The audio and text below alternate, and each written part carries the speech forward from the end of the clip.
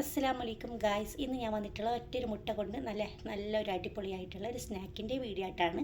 ആർക്ക് വേണം, കൊച്ചു കുട്ടികൾക്ക് പോലും ചെയ്തെടുക്കാൻ അത്രയ്ക്കും ഈസി ആയിട്ടുള്ള ഒരു റെസിപ്പിയാണ്. അപ്പോൾ എന്താണെന്ന് നമുക്ക് കണ്ടു നോക്കാം. അതിനായിട്ട് നമുക്ക് ആവശ്യമുള്ളത് ഒരു കോഴിമുട്ടയാണ്. ഇത് പൊട്ടിച്ചിട്ട് ഈ ബൗളിൽ തന്നെ ഒഴിച്ചു കൊടുക്കാം. അങ്ങനെ മുട്ട പൊട്ടിച്ച് ഒഴിച്ച് കൊടുത്തിട്ടുണ്ട്. ഇനി ഇതിലോട്ടൊരു 1/4 കപ്പ് പഞ്ചസാര, ഇത്രയാണ് ഞാൻ ചേർക്കുന്നുള്ളത്. നിങ്ങൾക്ക് നല്ല പഞ്ചസാര വേണമെങ്കിൽ ഒരു 1/4 കപ്പ് നിറയെ എടുക്കാം. ഇപ്പോൾ ഞാൻ നിറയെ എടുത്തിട്ടില്ല, ഒരു സ്പൂൺ ബാക്കി വെച്ചിട്ടുണ്ട്. എന്നിട്ട് നമുക്ക് നല്ലവണ്ണം ഇതൊന്ന് വിസ്ക് വെച്ചിട്ട് കലക്കി എടുക്കണം. പഞ്ചസാരയും മുട്ടയും നല്ല രീതിയിലൊന്ന് യോജിച്ച് വരണം. 1 സ്പൂണ് 1 ടീസ്പൂണ് ബേക്കിംഗ് പൗഡർ ചേർക്കുക. ഈ പഞ്ചസാര മുട്ടയിൽ നല്ലവണ്ണം ഒന്ന് അലിഞ്ഞ് ചേരണം. നിങ്ങൾ നല്ല കല്ല് പോലത്തെ പഞ്ചസാര ആണെങ്കിൽ ഒന്ന് പൊടിച്ച് ചേർത്ത് കൊടുത്താൽ പെട്ടെന്ന് തന്നെ അലിഞ്ഞ് ചേരും. ഇനി നമുക്കിതിലോട്ട് 1 സ്പൂൺ മാത്രം സൺഫ്ലവർ ഓയിൽ ചേർക്കുക. ഇത്രയും മതി. അതുകൂടി നല്ലവണ്ണം ഒന്ന് മിക്സാക്കി കൊടുക്കുക. 2 ഡ്രോപ്സ് മാത്രം വെനില എക്സ്ട്രാക്ട് ചേർക്കുക. 1/4 കപ്പ് കോൺഫ്ലോർ അത് ഇട്ടെടുക്കുക.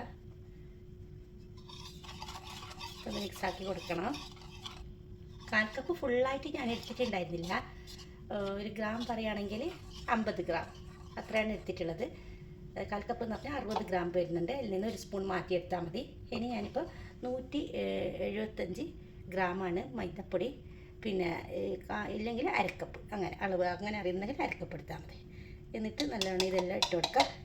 ഇനി നമുക്ക് വിസ്ക് അല്ലാതെ കൈ വെച്ചിട്ട് നല്ലവണ്ണം ഇതൊന്ന് കുഴച്ചെടുക്കാം. അപ്പോൾ ഇതേപോലെ ഞാൻ കുഴച്ചെടുത്തിട്ടുണ്ട്. നല്ല കട്ടിയിൽ ഇത്ര തന്നെ കിട്ടണം നിങ്ങൾക്ക്. പിന്നെ 1/2 കപ്പ് എന്ന് പറയുന്നത് 125 ഗ്രാമാണ്. അപ്പോൾ ഞാൻ ഇവിടെ എടുത്തിട്ടുള്ളത് 175 ഗ്രാം കേട്ടോ. അപ്പോൾ ഞാൻ അളവെല്ലാം ഞാൻ ഇതിൽ കൊടുക്കാം. അപ്പോൾ ഒരു കൺഫ്യൂഷൻ ഇല്ലാതെ നമുക്ക് ഉണ്ടാക്കാൻ പറ്റും. അങ്ങനെ നല്ല സോഫ്റ്റ് ആയിട്ടുള്ള ഇതേപോലെ നല്ലൊരു ഡോ കിട്ടിയിട്ടുണ്ട്. ഇനി നമുക്കിതിന് ഇത്രയും എടുക്കാം. എന്നിട്ട് നമുക്ക് കൗണ്ടർ ടോപ്പിൽ വെച്ചിട്ട് ഇതിനെ കൈ കൊണ്ട് ഇങ്ങനെ ഒന്ന് ആക്കി കൊടുക്കാം. കൈ കൊണ്ട് ഇങ്ങനെ ഒന്ന് ആക്കി കൊടുക്കാം. ഇങ്ങനെ ഒന്ന് കൈ വെച്ചിട്ട് ഉരുട്ടി കൊടുത്താൽ ഇതേപോലെ നീളത്തിൽ കിട്ടും. കൗണ്ടർ ടോപ്പിൽ ഒട്ടിപ്പിടിക്കുന്നുണ്ടെങ്കിൽ അല്പം ഓയിലാക്കി കൊടുത്താൽ മതി. എന്നിട്ട് നമുക്ക് ഇങ്ങനെ ഒന്ന് നീട്ടിപ്പിടിക്കാം. എന്നിട്ട് നമുക്ക് ഇതൊന്ന് പിരിച്ച് കൊടുക്കാം. ഇതിൽ കാണുന്നത് പോലെ മനസ്സിലായി. അതിനുശേഷം നമുക്ക് ഈ 2 അറ്റവും ഇതേപോലെ ഒന്ന് കത്തി വെച്ചിട്ട് കട്ടാക്കി എടുക്കാം. ഉണ്ടല്ലോ, ഇതേപോലെ ബാക്കിയുള്ള മാവെല്ലാം ഇങ്ങനെ ചെയ്തെടുക്കാം.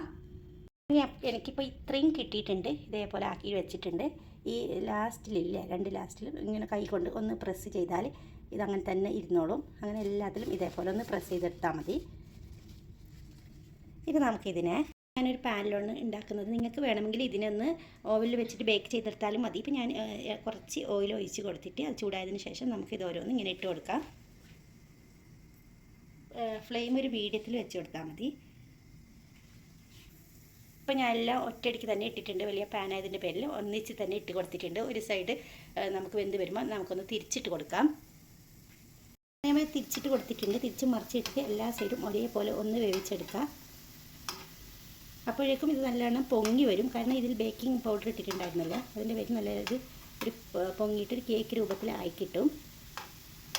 അങ്ങനെ ഇപ്പോൾ ഞാനെല്ലാം ഫ്രൈ ആയി എടുത്തിട്ടുണ്ട്. ഒട്ടും തന്നെ ഓയിലൊന്നും പിടിച്ചിട്ടില്ല.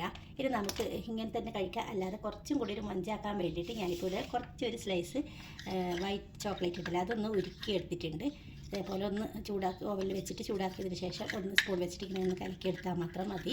പിന്നെ പിന്നെ എടുത്തിട്ടുള്ളത് പീനട്ട്സാണ്. ഇതെല്ലാവരും വീട്ടിലും കാണുമല്ലോ, ഇല്ലെങ്കിൽ ഇതിന് പകരം കാഷ്നട്ട് എടുത്താലും മതി. ഇതേപോലെ ഒന്ന് പൊടിച്ചെടുത്തിട്ടുണ്ട്. ഇത് നമുക്ക് ഇതിൽ നിന്ന് ഒരെണ്ണം എടുക്കുക. എന്നിട്ട് നമുക്ക് ഈ ചോക്ലേറ്റിലോട്ട് ഒന്നിങ്ങനെ ഒന്ന് ഡിപ്പ് ചെയ്ത് കൊടുക്കുക. ഇത്രയും മതി.